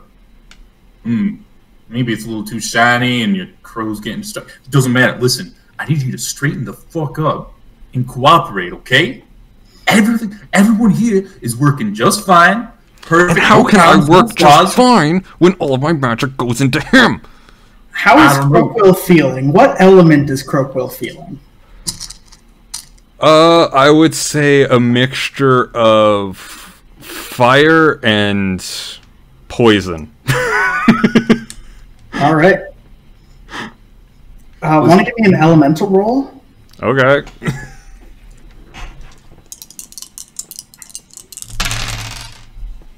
Ooh, that was a fun roll. That's a 16. All right. Oh wait, sorry, no, that's a 20. All right, so Otto switches to like megaphone mode, goes, safe word, seriously, stop, what are you doing? Stop. And you can see right at the top of Otto's barrels, there's little sparks of flame and bursts of like purple gas. What the hell are you doing to my gun? I'm not doing anything, that's what I'm trying to tell you. Listen, I know you don't got eyes, you can't see, but something is going on here. Exactly. And it's Otto's fault. I didn't do anything. Listen, it's not my fault. I built that machine flawlessly. There's not a I know you don't know dog out anything there. about magic. Well, I know enough to know which problem one of us is. Listen, you got to straighten this shit out, okay? My patience is running thin. Just have that robot offline. I'll try something.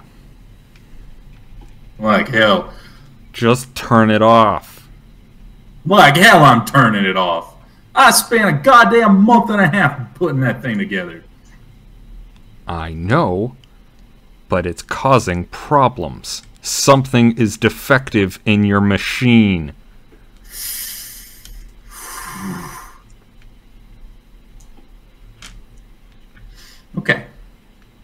Okay.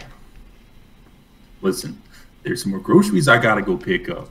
I'm gonna go do that so I don't do something I regret. You figure out whatever the fuck is going on with your magic. When I come back, everything's gonna be nice and sorted, okay? Just try it, Sonny. Ooh. All right then. Stand up. And I walk over. All right then, Otto. Okay. I think that's all sorted out. You know, she ain't gonna bother you no more. Let's try and be amicable here, and you be good till I get back. There's a quiet creak as Tiana kind of sits there between the base of the mast and Otto against like the edge of the ship, just making sure there's an intermediary. Rooker adjusts on the back of the wagon and goes, okay, there we go. We've had the discussion. Now we can keep going. I think that's the worst communication I've ever heard in my life. Yeah, well, let's go get the rest of them groceries, and we can get on with this relaxing day off. All right. So Sun and Rooker wander off. Jane, you and Bilgy and Ken and Ye are all kind of at the base of the pier looking at each other awkwardly. You know, these guys aren't very emotionally intelligent, you know? You would really think after all this time they would think that, you know...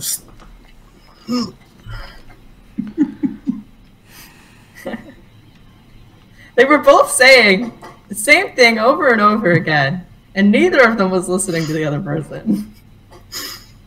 Kennedy chuckles and he's like, it's like asking someone at port what the weather's like. Man, I guess so.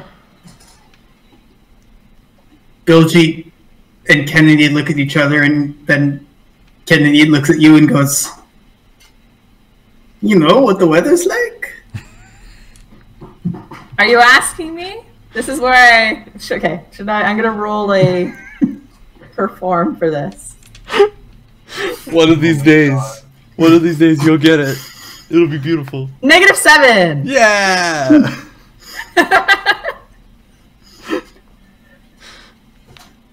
You kind of like freeze for 5 seconds, and you're like, I forget. And then Kennedy and Bilgy exchange a knowing look, and Bilgy goes, you know what? Let's go to the... You know what? What about some brunch? It's getting closer to like late morning, getting closer to noon. How about some brunch? A little bit of brunch. Sure, let's get some brunch. Where is Jane leading this crew for brunch? I'm looking for somewhere with a green sign. All right, you're looking around and you see something with a green sign. It's called Old Milligan's. You make your way in, and there's a bunch of old rat folk, sailors, kind of like chuckling. It's still reasonably close to the dockside. You make your way in, and then there's an old sailor who kind of chuckles, orders a drink, and he looks at you a little quizzically and goes, fine weather up there, ain't it? If you can figure it out at this point, I feel like you don't have to roll for it unless you want to roll for it. I want to roll for it. We all figured it out a long time ago, but we want the rolls. Yeah. -5. For God's sakes, roll odd. I'm gonna, yeah. Jane's gonna be like, oh, yeah, weather, God, bad storm. Saw it.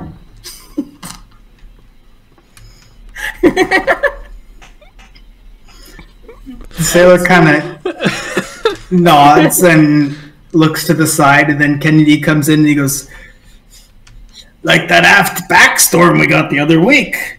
Real bad. You ever seen something like that? And the sailor gives a knowing look, and he looks directly at you, Jane, and goes, had another one like that 3 years back. Almost as nasty.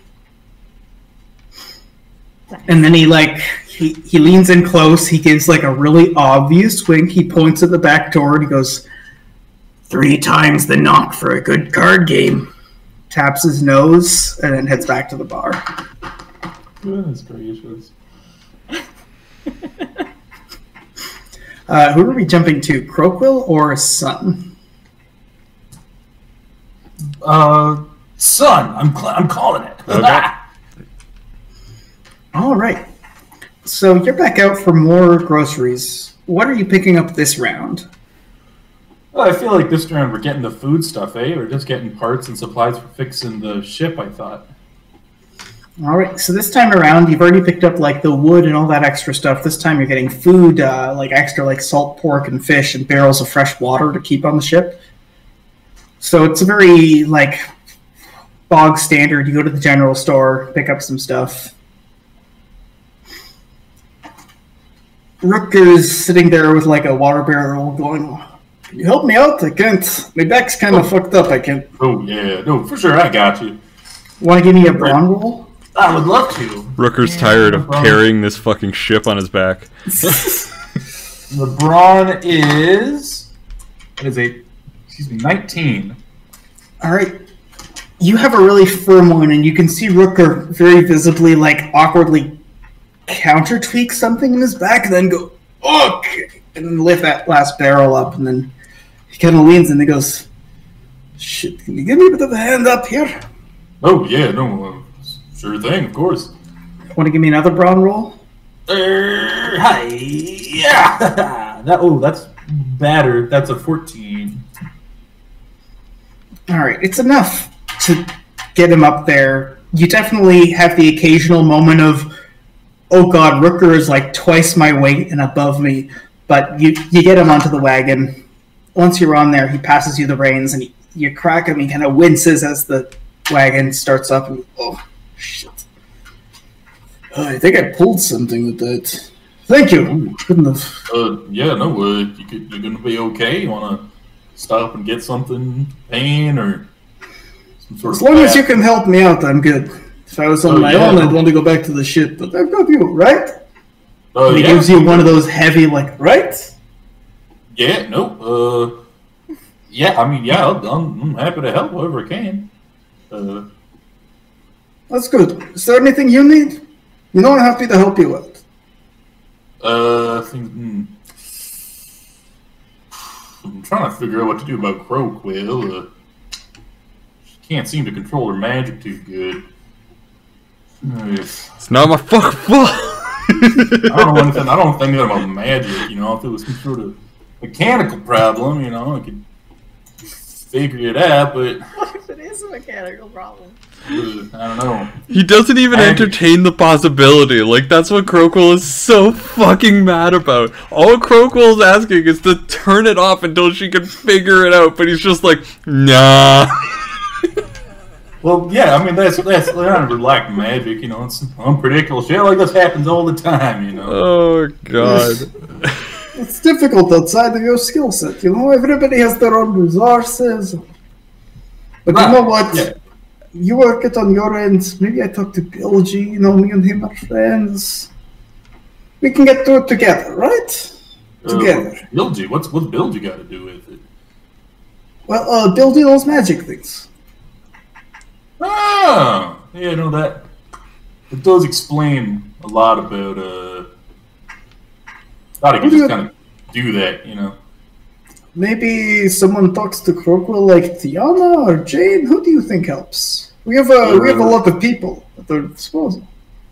Yeah, well, I don't know if Jane knows much about mechanics or magic. You try and give her the rundown on how the bot works, but Well, maybe it's more about stress and being overwhelmed. that don't make a lot of sense. What does that have to do with anything?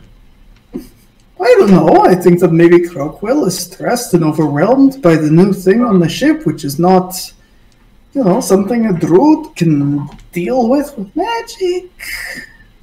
I mean, I can't deal with magic and got along just fine. You slowly clatter up to the ship as you're dropping off the groceries. All right. As soon as we get there, I yell, "Hey, Jane!" I don't think I'm there. I'm at lunch. Where the hell's Jane? Jane doesn't seem to be here, but Crockwell is there. Ah. Always and forever on the ship. Did you figure out what's going on?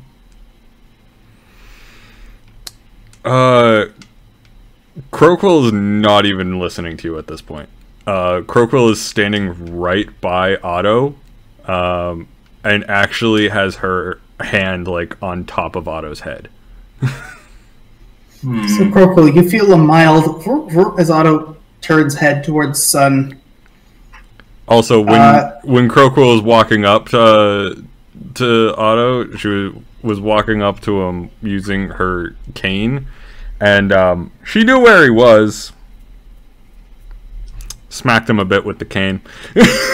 Just a little bit harder than she would like a person. Like, you get a little tap to get the general location of where the person is. Nothing too crazy, but just gave it a little bit more of a not Your anything that could distinct impression after that first whap, which Otto doesn't even notice, is that, oh no, Sun builds things way stronger than your walking No, stick. I wasn't planning on actually doing damage. It's more getting anger out there.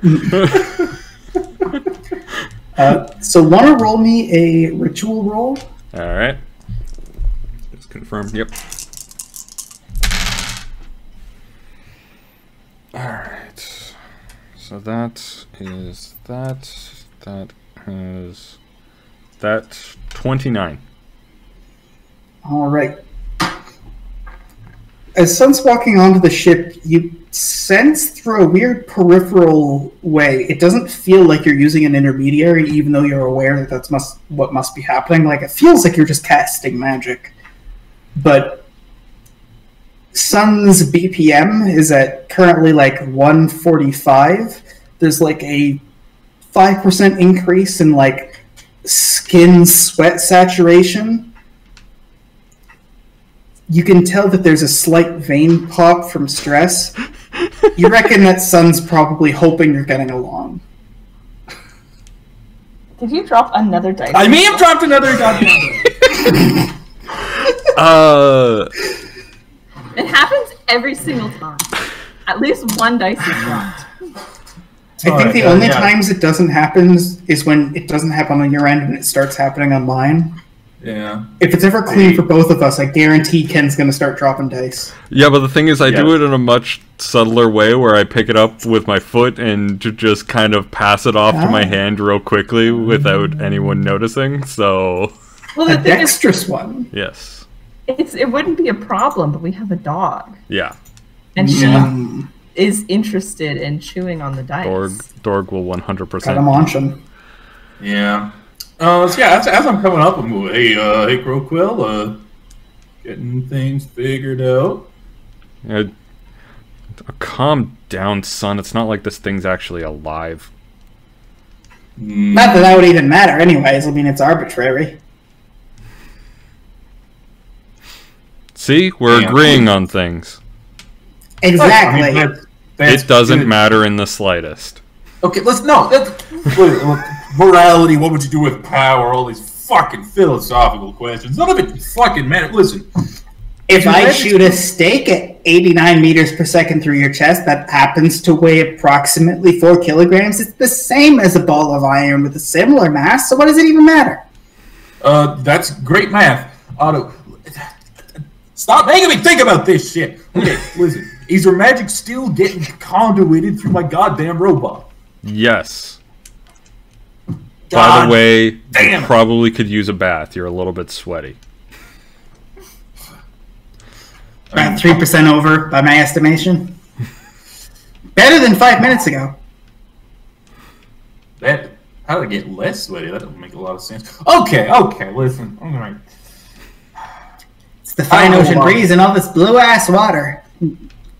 Otto does like a spin around. Okay, listen. I don't know shit about magic, but I know my goddamn robot's inside and out. There is no magical ritual I cast on this thing. I didn't do anything wrong here. There's no fucking way. Then why won't you let me just turn it off and look? Because there's no point in it. There's nothing wrong with Otto. He's a perfectly crafted machine.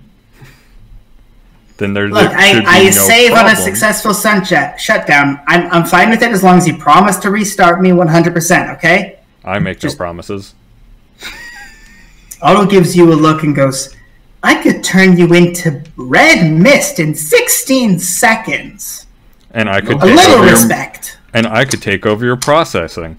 I could take over your processing, so you might... Actually, Otto, you Yeah, can't nice. really do that. I'd like to see you try. See, we're a little bit more complex because we're Oh my- alive. Oh my god, okay. If I turn off Otto, will you stop yelling at my goddamn robot? I'll stop hating it. I don't care. I don't care if you hate the robot. I don't care if No, you I'll love stop the robot. I don't care if hitting you got a it. robot fetish. I just want to know if we can fucking get your magic out of my butt. I will look at it. No promises on not yelling at it, though.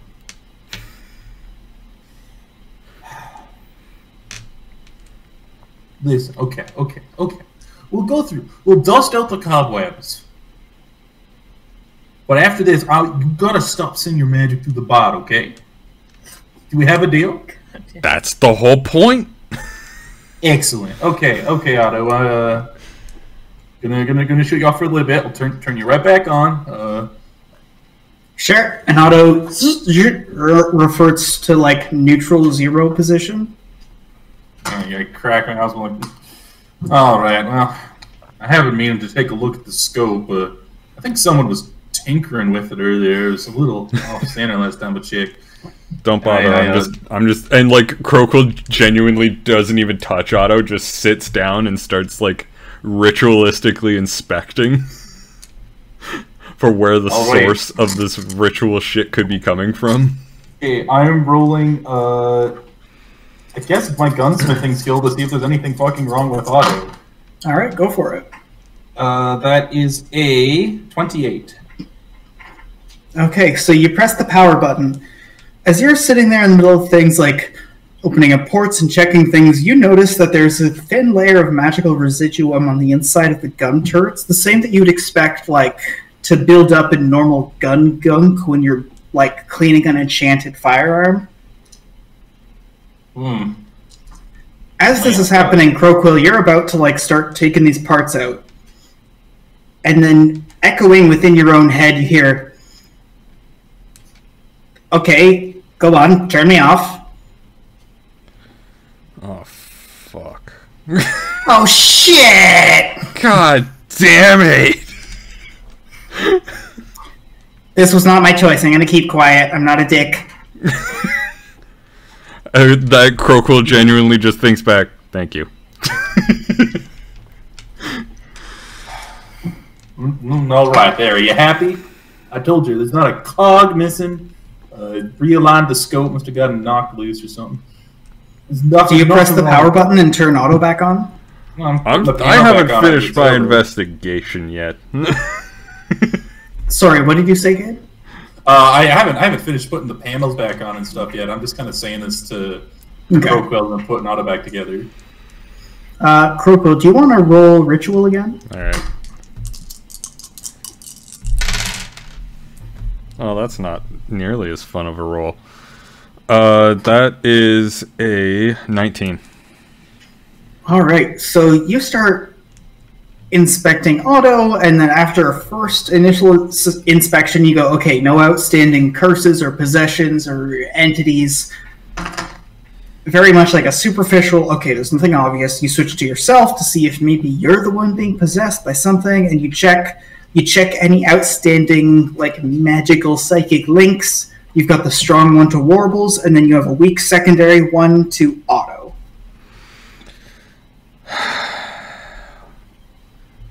As far as you can tell, you made it. You can see the, like, little marks in the magic of all the rituals that you had been trying to cast the whole time Otto was being built. I fucking knew it. Whew. All right, well, gonna turn Otto back on. Are you gonna be civil? No promises. Otto stays quiet in your head. Might as well just turn him back on anyway. He's in my fucking head anyway. Can you sorry, break that bond? I could, but I'm also opportunistic as fuck, and I might want the bond at some point.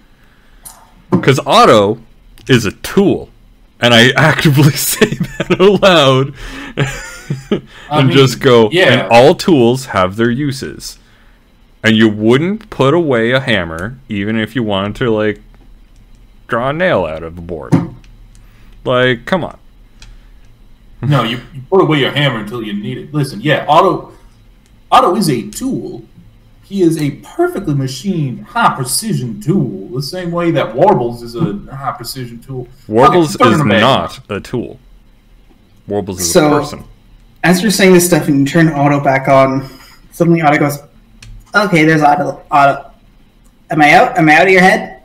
Turns back, goes, I think I'm out of your head. I give, like, a general, like, thought of just, like, you're a piece of scrap metal. As far as you can tell, you could send it, but you're back to Otto being out of your head. Nope, we're good. All right, so you're gonna stop this little tantrum, and we can just go on to being a good, not a tantrum. So far, the only ritual I've been able to cast is on the frickin' railing of the ship. Everything else goes into him. And it will always go into him. I have zero grievances, alright? If anything, I have a free backup hard drive. My head is not a hard drive. Wait, wasn't my decision! Would that work? Could you upload yourself to a person? What do I have to... Can I roll robots to see... Or what do I roll to see if I know if that's even, like, remotely possible? Go for it. Roll, tell me what skill it is, but Sun has a number of skills that might be relevant. Sun has gunsmithing, munitions, weapon... I mean, he has the dwarven lore. Like, I feel like a mental science roll would honestly be the closest. Like... Go for it. Okay, that is a 11. Yeah, there's absolutely no way that you can make a 1-to-1 from, like, the weird biological meat brain of, like, an actual intelligence with all the neurochemical components and the binary and, like, magnetic interfaces you'd use with a dwarven computer. Like, that kind of interface is the kind of thing that's the stuff of magic. All right. Well, this is definitely some sort of fucking magic, which means I didn't do it. At that Warble or fucking Crowquill takes a very deep breath and is just like, I did it. I created this because I was trying to make a compass. Well, if you want, I can make you a compass. No, I don't want your compass. I can't read your compass. I wanted a compass. Either way, it doesn't matter. We're facing 394.3 degrees north. Exactly. All right. Well, no, I'm saying I could make. Wait. Sorry. Hold on. There's a. Can you jimmy a sphere loose?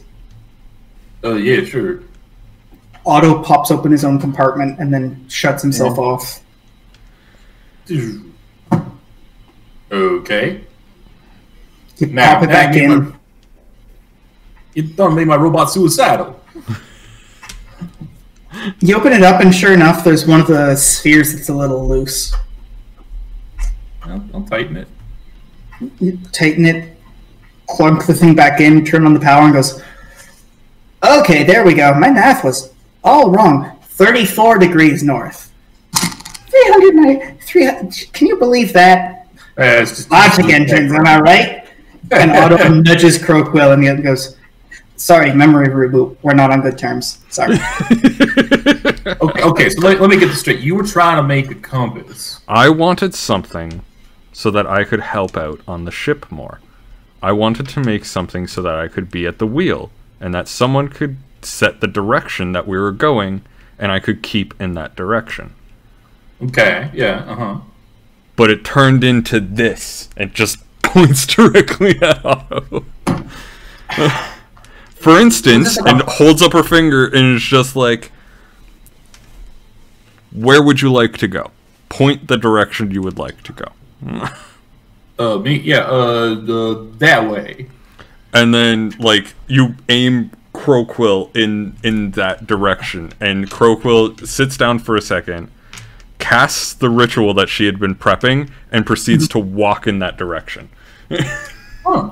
Not bad. Not bad. You get within what you feel magically to be about a foot of the edge, and Otto emits a beeping, and you stop just shy of the railing. See? Okay. So, you were trying to do magic and you fucked up my robot. Hey. I had no intention of fucking up your robot. Otto chimes in and goes, hey, I don't even know if I've necessarily been fucked up. I feel fine. Yeah, no, listen, Otto, you're beautiful the way you are, but this wasn't how I was intending for you to function. Yes, you're an excellent tool. I mean, it just makes even more useful of a tool. And you gotta admit, Otto nudges Croquill again and gestures with a slight with a gun port. Sun is a bit of a tool, am I right? Oh, that's a good one, Otto. Hey. All right, then, Croquill. Can you unmake the compass? Can you... Why? Because you're mad about it. You're steaming mad all the goddamn time, and I don't really want you inside my robot. No offense. I mean... Otto gives you a bit of like a tweaked look. His head tilts and goes, I don't think it's up to you. I like it this way. Well, I mean... okay, from all sort of visions and circumstances and all, it seemed the two were pretty damn upset about it. Yeah, but now I've figured out that Otto is a good tool. Exactly. And as far as I know, I can shoot fireballs. We just had a rough patch and we had to get to the other side. Yeah. Okay, so... Okay. And Otto like scribbles back to 0, like he's turning away from a conversation. Okay.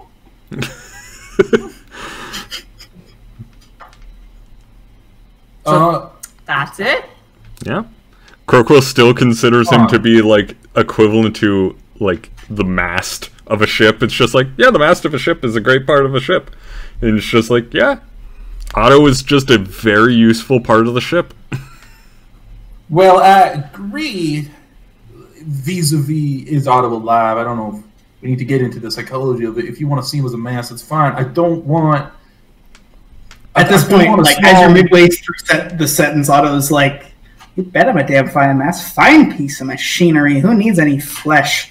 Exactly. You're steel, baby. And does this 360. Woo. And after he's done his 360, I give him like an affectionate tonk to really emphasize how metal he is. And I mean, yeah, no, listen, he's a great tool. At this point, the apparatus rumbles and the whole ship kind of moves back and forth. Yeah, no, you're a great tool too. Oh my God! Listen, please. At this point, Rutger kind of awkwardly looks at Sun and Jane. Well, oh, am I here? I figured you'd been awkwardly standing on the sidelines the whole time, like. Oh, right, I was. Well, if that's all figured out then, cool. I hate magic. And, Hate it. and I'm still not a fan of Otto. I refuse Well, to it's acknowledge him almost pro. lunchtime. You know what, son? Let's go out and return this wagon, go for a drink or something. Yeah. Drink sounds good right about now. Ricker leads you away from the ship around the corner. You eventually find a place where Ricker picks you up a drink and both of you sit down on kind of a loungy chair. You're a distant ways away and you can see the ship from a distance. Ricker gestures with his drink for a clink and goes, "To slightly less bullshit than usual." No, I don't drink to that. Clink. Chug the whole thing like... I don't get it. First she's mad about it. Then she's happy with it. The whole time it's her own goddamn fault.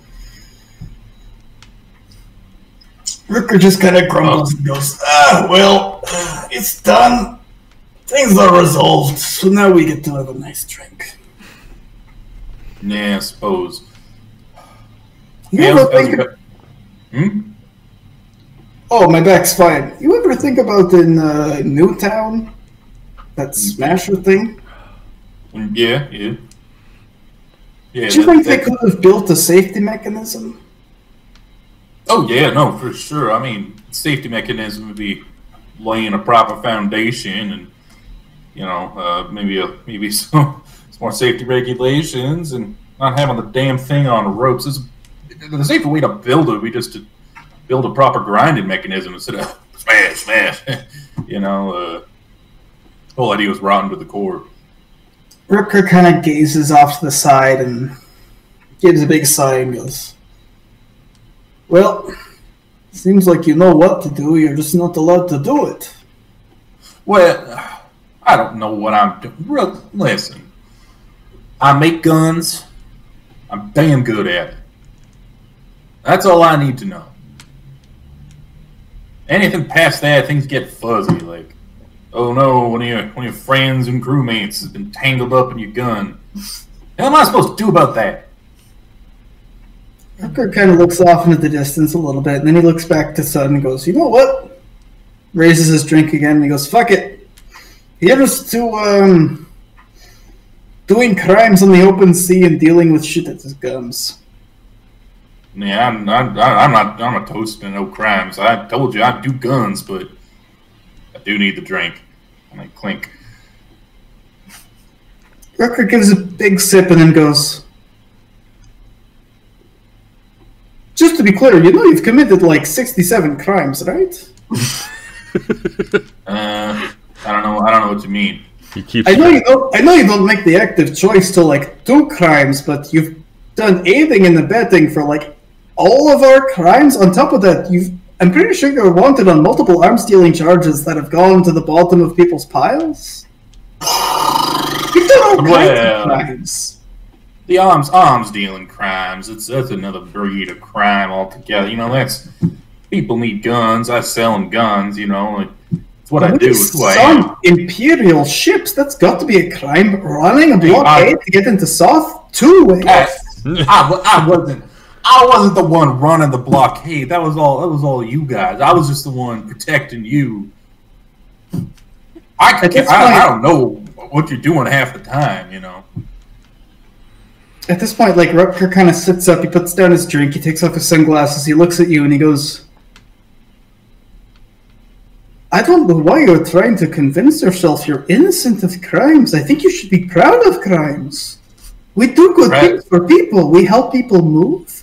We help get good alchemy for people who want special alchemy. We got that medicine to people, the Torgus stuff. If we can get arms and armaments to Soth, they can defend themselves from the Imperials. We can be good people and bad people. We can be good people by being bad people. There's nothing wrong with that. You're hurting my head. If we commit a crime."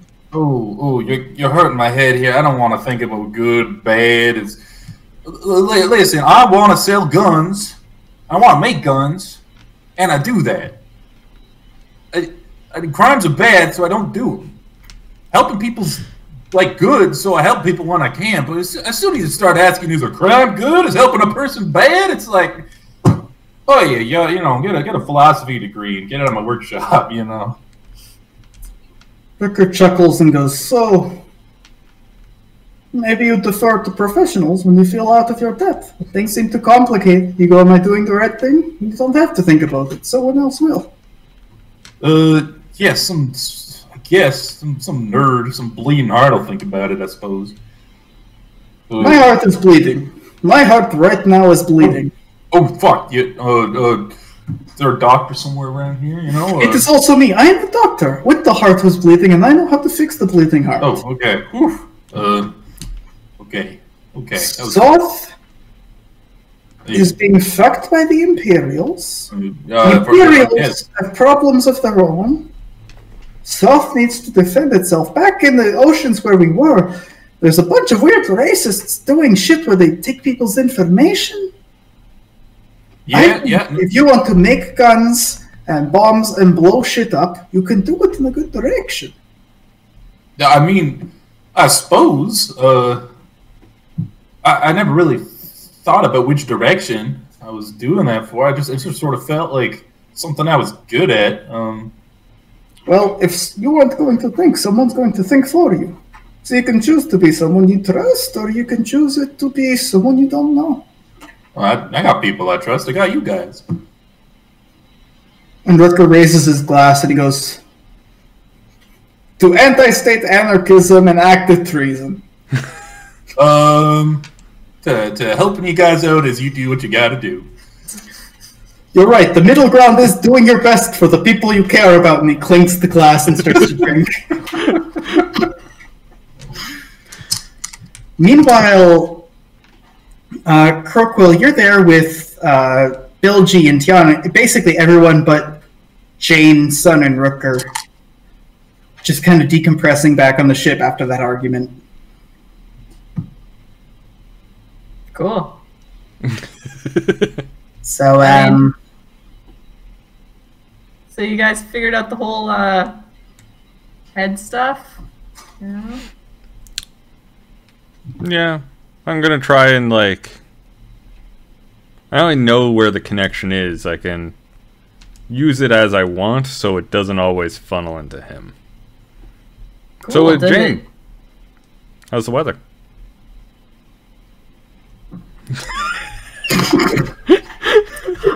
Nice.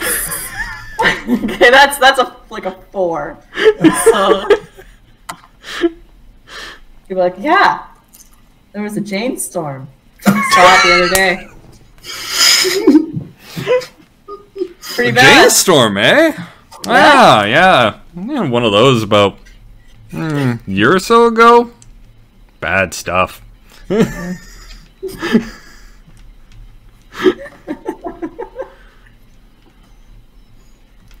According to my statistical analysis, well, I haven't been awake all year, but I haven't experienced any Jane storms since I've been put online. Otto seems confused and goes, did you want the midday statistical analysis? No, there won't be a Jane storm anytime soon. I feel it. Okay, so right. you initially wanted to do this to get the compass thing.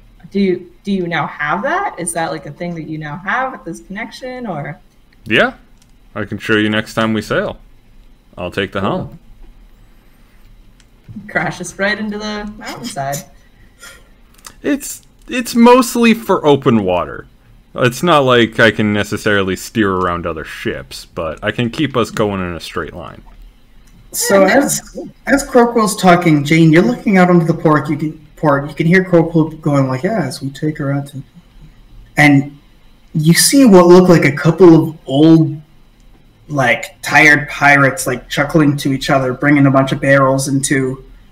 You see, there's a sign. It's a bed and breakfast, but you swear you recognize them from like a long time ago.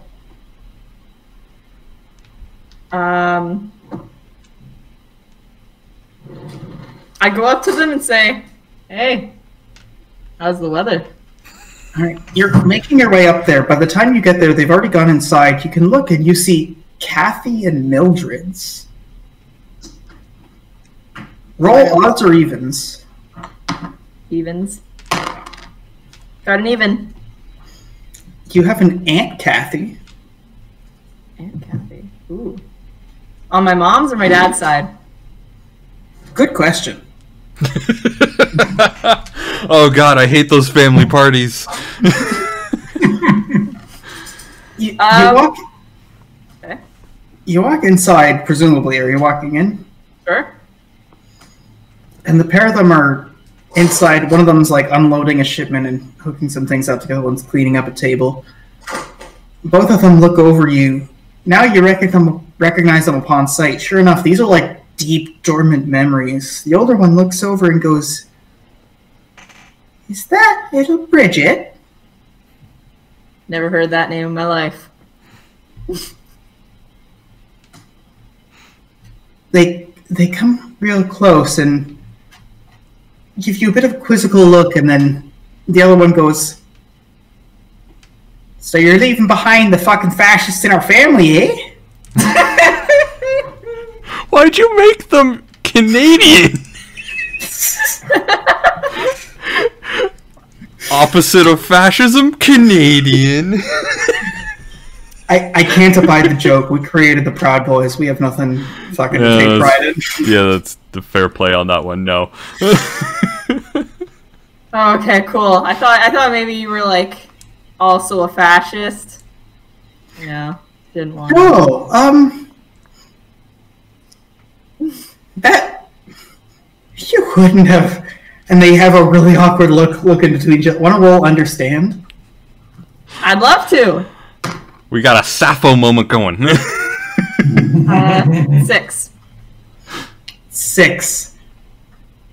They're awkwardly looking at each other and someone else. Maybe there's a customer here they have to be taken care of. They look outside and go, "Is that the SS Bilgewater? Isn't that old Bilgie's boat?" Yeah. It is.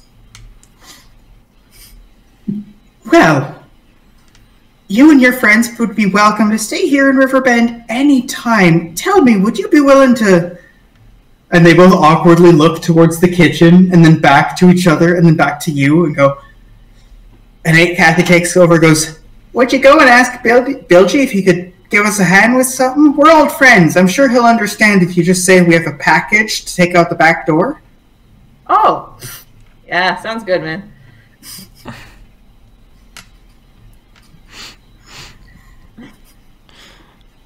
"Okay, then.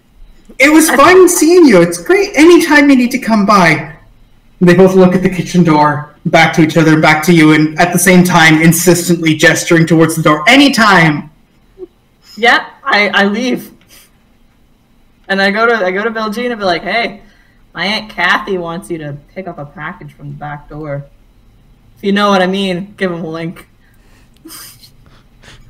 He puts his fingers in both of his temples and he goes, "Don't tell me you have a Granny Mildred." Yeah. He sits there and kind of goes, "Hey, hey. You want to learn a family secret?" Sure. "Okay." And he gestures around and he goes, "Everyone, unless someone wants to stay to keep watch, I have an old promise to keep." Cool. Let's go. All right, who's staying by to keep watch? I'll keep watch. I want. Today was supposed to be a day where I sit back and drink beer, and it turned into a big argument. I'm sitting back and I'm drinking beer. Yeah, I'm getting off the ship because I don't want to be near Otto. All right, everyone else leaves. Well, son, you sit distantly on the port, watching the scene unfold from the far distance, just quietly sipping a beer. Everyone else heads back towards the B&B. At this point, when everyone goes in, Granny Mildred and Aunt Kathy whisper something to Bilgie, and he agrees to go around back. And then right as they're going into the kitchen, he stops, ushers them out. Aunt Kathy goes and just keeps you, Jane, doesn't say anything, just waits while he goes to talk to everyone else. He expresses something to Croquill. Croquill, if I know anything about you and your character, this is one of those things where you go, okay, yeah, we're good. We're good. You walk outside to go, everyone else does, until it's just Bilgy and Jane and the other two. And as everyone leaves, Granny Mildred turns towards you, Jane. Your old Granny Mildred, who you haven't seen in how many years? 10. It's been 10 years since you've seen Granny Mildred. She looks at you and goes, well, Jane, dear, want to help us carry a fascist pig's body out of here? I'd love to. They walk in towards the kitchen, and you can see right on the butcher slab in the middle of the kitchen, there's someone standing there with old Prosperite colors. You can see folded nearby in a sack that's about to be like tied off to be burned. Sitting there, engraved right in the person's chest, you can see like Prosperite pig. And Kathy goes, don't worry, he was a war criminal. All right. Okay, Granny. Okay, Granny. You two want to take the feet? We'll grab the arms. Sounds good. You awkwardly grab them and start carrying the body at the back of the bed and breakfast and out the alley. They wait, you get a nod, and then quickly, as everyone's keeping watch and you have a brief window, you shuck him out into the water and you can see the body kind of get carried by the waves off into the bay. And Kathy goes, so that's why we haven't spoken to the family in about a decade. Will, are there any particular carnivorous animals in the water? Oh, yeah. Yeah. You watch the body float off into the bay, and then quietly you see the jaws of something go and just grab it. Clearly used to lazy, already dead prey, and just pull this thing under, and you see it go down into a sewer duct and under the city. All right. I also haven't spoken to the family in 10 years. So, man, changed my name and everything. Well, whatever your name is, we'd be happy to have you here at the bread and breakfast in Riverbend, and they both give you an earnest little look. Sounds good. I'll keep that in mind. Well, got a kitchen to clean. And they both toddle back into the bed and breakfast.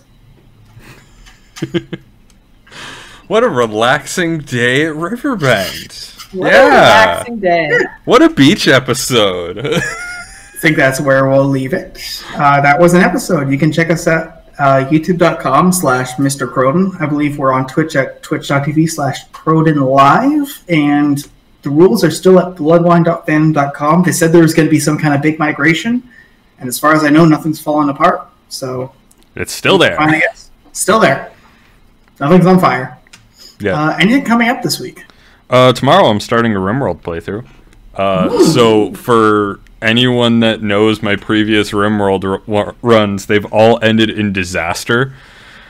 As they should. But there is one through line, which is one of my characters, whose name is Light's Champion, lived through the first adventure and died in the second adventure, but I don't think he died.